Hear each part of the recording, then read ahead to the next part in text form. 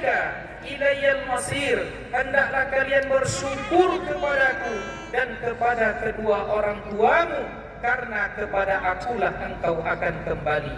Coba kita tengok ayat ini. Setelah Allah Subhanahu wa ta'ala menyebut bahwa syukur itu dialamatkan kepadanya, lalu pulangkan pula syukur itu kepada kedua orang tuamu, pulangkan syukur itu kepada ayah bundamu. Dan disitulah kita lihat betapa posisi orang tua di dalam kehidupan ini amat sangat berharga. Lalu seperti apa syukur kepada orang tua itu, kaum muslimin muslimat yang dimuliakan oleh Allah?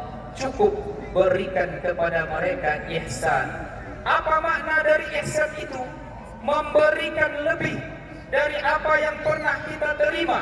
Umpamanya saya mungkin meminjam 10.000, pada saat mengembalikan saya berikan 100.000. Itulah memberikan apa yang kita dapatkan lebih dari apa yang kita terima. Maka kepada orang tua Allah mengatakan demikian, wa wassaynal insana biwalidayhi ihsana, kami perintahkan kepada manusia itu untuk memberikan ihsan.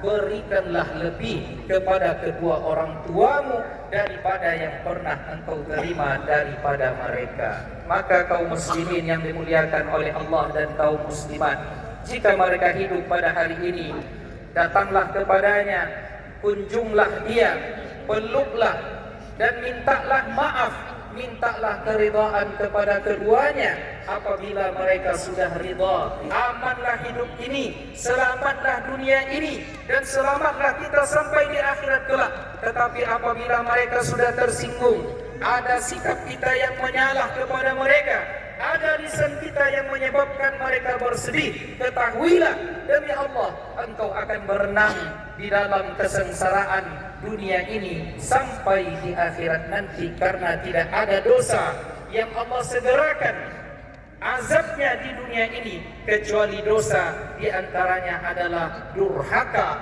membangkang kepada kedua orang tua kita. Namun kaum muslimin dan muslimat yang dimuliakan oleh Allah, jika mereka sudah meninggalkan kita atau salah satunya, maka datanglah ke kuburannya, doakan ia, mintalah kepada Allah kelapangan kuburnya, agar Allah berikan mereka di dalam kuburnya itu kelapangan, cahaya, ketenangan, menjadi taman di antara taman-taman surgawi, tidak menjadi lubang di antara lubang-lubang api neraka. Oleh karenanya, selain syukur kepada Allah, maka hendaklah kita mengalamatkan syukur itu kepada kedua orang tua kita. Jika mereka hidup, maka hendaklah jadilah kita dengan mereka bagaikan tongkatnya. Jangan debat mereka, jangan membuat mereka bersedih. Jadilah ibarat tongkatnya, karena akan datang suatu masa di mana engkau hanya melihat sendalnya saja.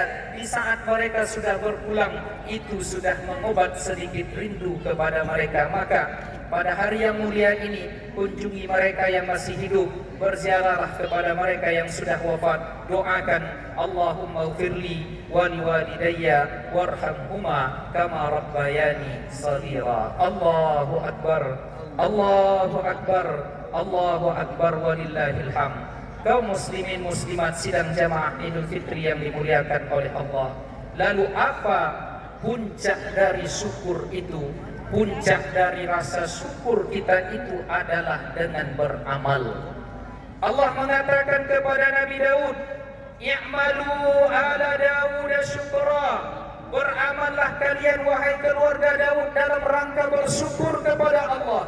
Rupanya puncak syukur yang paling tinggi, yang paling hebat adalah ketika kita beramal, melakukan kebaikan-kebaikan yang diperintahkan oleh Allah Subhanahu wa ta'ala. Dan puncak kemuliaan dari amal itu adalah ketika kita istiqamah. Apabila di malam-malam Ramadan kita qiyamul lail, maka qiyamul lail itu harus berlanjut di bulan Syawal ini, karena Syawal artinya adalah meninggi.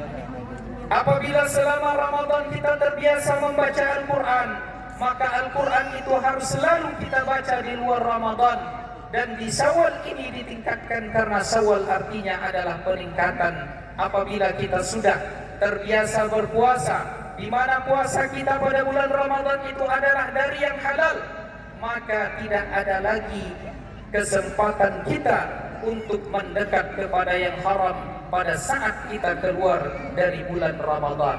Maka oleh karenanya kaum muslimin muslimat yang dimuliakan oleh Allah, keluar dari bulan Ramadan ini mesti terpatri di hati kita komitmen istiqamah sepanjang hayat.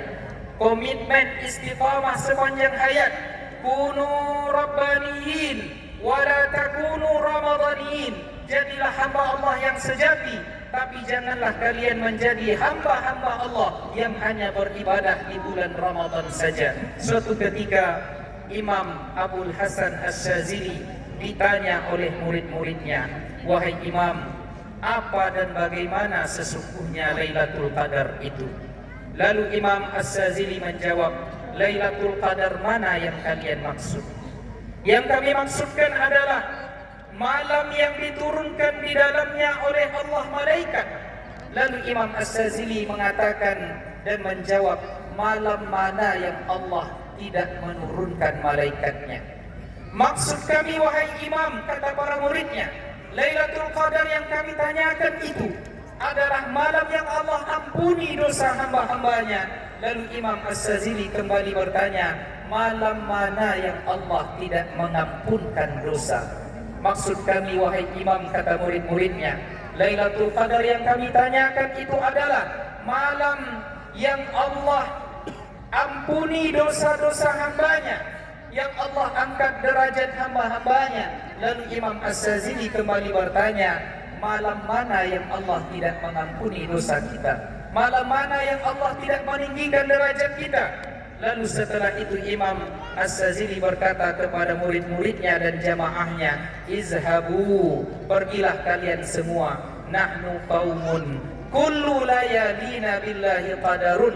Kami adalah kaum yang setiap malam-malam kami bersama Allah bagaikan Lailatul Qadar. Pada hari ini kaum muslimin muslimat yang dimuliakan oleh Allah, kita berhari raya, kita berbahagia, kita kembali berkumpul, bermakan-makan dengan karib kerabat, tetangga, keluarga kita bersama.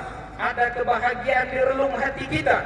Tetapi Imam Hasan Al-Basri memberikan sebuah renungan yang sangat indah tentang makna hari raya itu sesungguhnya. Tatkala ia mengatakan, "Kullu yaumin la ta'si fihi al-ilah fahuwa laka 'id."